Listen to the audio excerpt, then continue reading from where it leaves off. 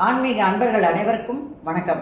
உங்களை எல்லாம் இந்த ஆன்மீக சேனல் மூலியமாக சந்திக்கிறதுல ரொம்பவும் சந்தோஷப்படுறேன். நாங்கள் போடுற வீடியோலாம் உங்களுக்கு பிடிச்சிருந்ததுன்னு நீங்கள் லைக் பண்ணுங்கள், ஷேர் பண்ணுங்கள். குளத்தூர் பாபா டெம்பிள் சேனலுக்கு நீங்கள் சப்ஸ்கிரைப் பண்ணுங்கள். நீங்கள்லாம் என்னோட வரும்பொழுது இன்னும் நிறைய விஷயங்களை நான் சொல்ல கடமைப்பட்டிருக்கேன். வாங்க இப்போ நம்ம வீடியோக்குள்ளே போகலாம். இன்றைக்கி மார்கழி 13வது பாடலாகிய திருப்பாவை பாடலை 13வது பாடலை பாடி அதுக்கான விளக்கங்களை கொடுக்க வந்திருக்கேன். வாங்க. புல்லின் வாய் தீண்டாமை பொல்லா அரக்கனை கிள்ளி களைந்தானே கீர்த்திமை பாடிப்போய் பிள்ளைகள் எல்லோரும் பாவைகளை புக்கார்.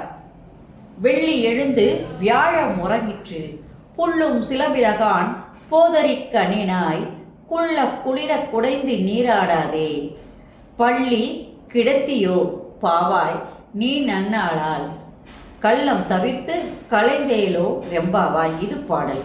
இப்போ இந்த பாடலில் என்ன விளக்கம் அப்படின்னு கேட்டிங்கன்னா, இது எல்லாமே கிருஷ்ணனுடைய வெற்றிகளை பறைச்சாற்றுவதாக அமைகிறது.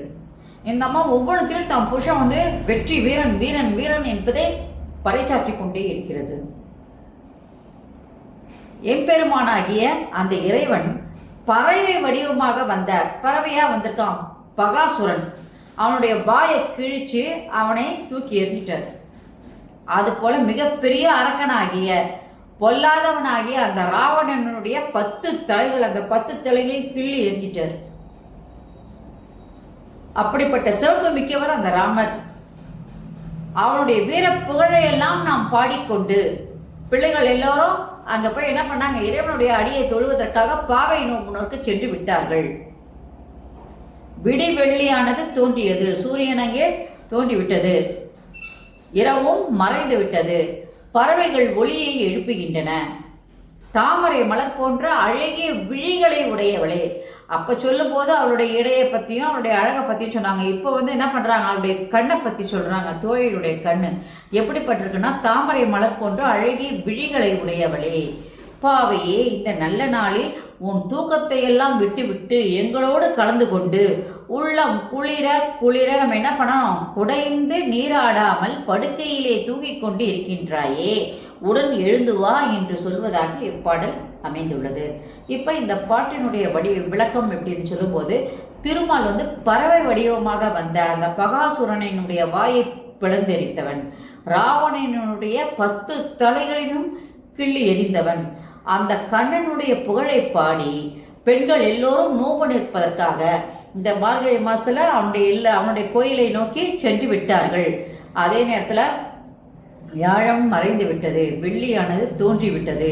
இந்த நேரத்தில் நீ என்ன பண்ணணும், இப்போ எங்களோடு எழுந்து வரணும்.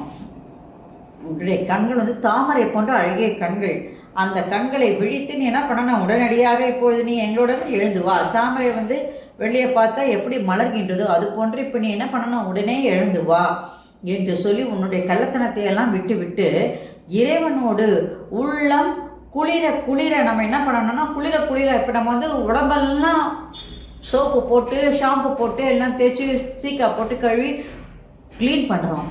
உள்ளமானது குளிர வேண்டுமானால், உள்ளமானது நமக்கு துத்தமடைய வேண்டுமானால், உள்ளம் குளிர குளிர நாம் என்ன பண்ணணும், இறைவனை நாம் நினைத்து கொண்டே இருக்கின்றோம். இருக்க இருக்க இருக்க என்ன ஆகும்னா, அந்த உள்ளே இருக்கின்ற கெட்ட எண்ணங்கள் எல்லாம் போய் நல்ல எண்ணங்கள் நமக்கு வர ஆரம்பிச்சிடும். நம்ம நல்லவங்களாக மாறுவதற்கான வாய்ப்புகளை அது ஏற்படுத்தி கொடுக்கும். அதனால் இறைவனுடைய அடியை தொழுவதற்கு இந்த மார்கழி மாதமானது ரொம்பவும் உகந்தது. உடனே இப்பொழுதே நீ எழுந்து எங்களோடு கலந்து கொள் என்று சொல்வதாக இப்பாடலானது அமைந்துள்ளது. இதுவே இப்பாடலினுடைய சிறப்பாகும். நன்றி, வணக்கம். இந்த வீடியோ உங்களுக்கு பிடிச்சிருந்தா நீங்கள் லைக் பண்ணுங்கள், ஷேர் பண்ணுங்கள். குளத்தூர் பாபா டெம்பிள் சேனல் நீங்கள் சப்ஸ்கிரைப் பண்ணுங்கள். நீங்கள்லாம் என்னோட வரும்பொழுது இன்னும் நிறைய விஷயங்களை நான் சொல்ல கடமைப்பட்டிருக்கேன். நன்றி, வணக்கம்.